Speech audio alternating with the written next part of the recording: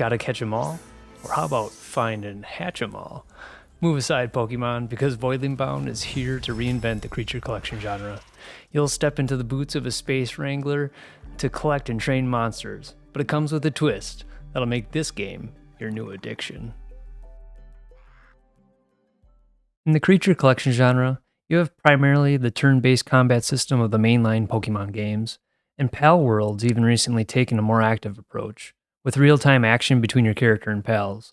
But Voidling Bound takes this even a step further, with the big twist of putting you in direct control of your Voidling, and the Space Wrangler taking a back seat. This is all accomplished through the unique neural link that the Space Wrangler has with the Voidlings. That seems like a concept yoinked straight from the Avatar movies. This link heavily sways how the gameplay loop and progression work. One half of the gameplay is sci-fi shooter and melee, using the Voidling of your choosing, and the other half is raising the creatures you've collected. From the discovery and bonding point of view, Voidling Bound gives me some serious Pikmin vibes. Like there's a certain coziness to it. Not sure if cozy is quite the right word, but you're this space astronaut dude that discovers and bonds with these alien creatures of different elemental types and abilities, just like Captain Olimar does with his Pikmin. And I just have to say, it's a good thing you don't lose the Voidlings on death like you do with Pikmin, because you'd be devastated. After watching the Voidlings wander around back on your ship, interacting with them, training them, then sending them back out and playing as them, it really makes you feel for the little buggers, even the butt-naked turtles. I've been playing with my guy Slush from the very beginning, turning the enemies into an icy pop before blowing them to smithereens. Slush is an evolved Carapin who's all about throwing up shields, sniping with ice shots, and lobbing grenades from afar, and getting in close for a special exploding melee attack to finish him off. Another favorite of mine is the Anami. He's this little nimble fox-looking Voidling that can hover dash around the battlefield while launching homing projectiles for quick hits, and shooting out an elemental boomerang that hits any enemies it passes through. Then you can reposition him to have the boomerang smack enemies on its return, too. The sheer amount of gameplay differences between the different Voidlings really keeps the gameplay fresh. And like Pikmin, the various Voidlings have their advantages and disadvantages in what they can do. Some are ranged, some are melee, some prefer mid-range as their sweet spot. Some are super mobile, while others are complete tanks. I haven't even come close to trying all of the different Voidlings and their evolutions.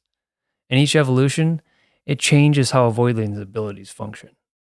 Still need to do a lot more experimentation.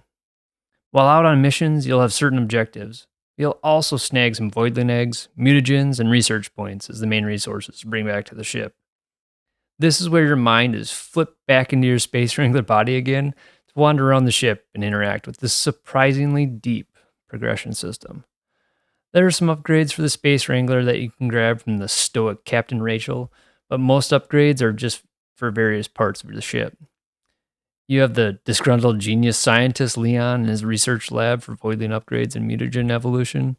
You have the odd zoologist Henry, who watches after your Voidlings in the vivarium and helps you hatch and breed them. Then you have this guy, Michael, with his glorious arm hair and sweet Voidling tat, who spends most of his own time working out, but he also occasionally trains your Voidlings and even flies the spaceship. You can also pump some stat upgrades into your Voidling stats before taking on a new mission. What worried me is there's all this fun progression, the game would be over before you fully get to experiment and experience all the Voidlings and all their different evolutions and upgrades.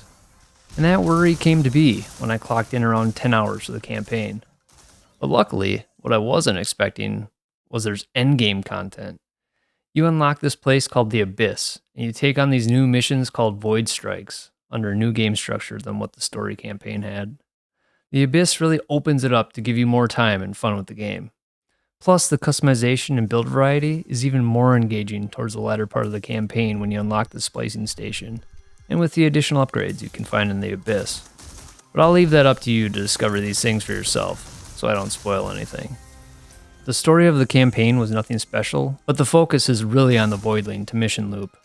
Get you back to the ship, upgrade your Voidlings, then send you back on your way on another mission for more resources. So the lack of story really didn't bother me all that much.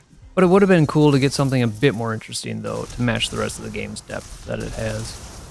At least every level has some awesome soundtracks. The music is top notch. You giving you some upbeat sci-fi tracks to jam to while you're dominating your foes. Certainly beats the stagnant turn-based combat of Pokemon. It's great to see someone taking a big swing in the creature collection genre. This small developer, Hatcher Games, have sure gotten a lot right with their debut title, Voidling Bound, and you can feel the heart and soul they poured into it.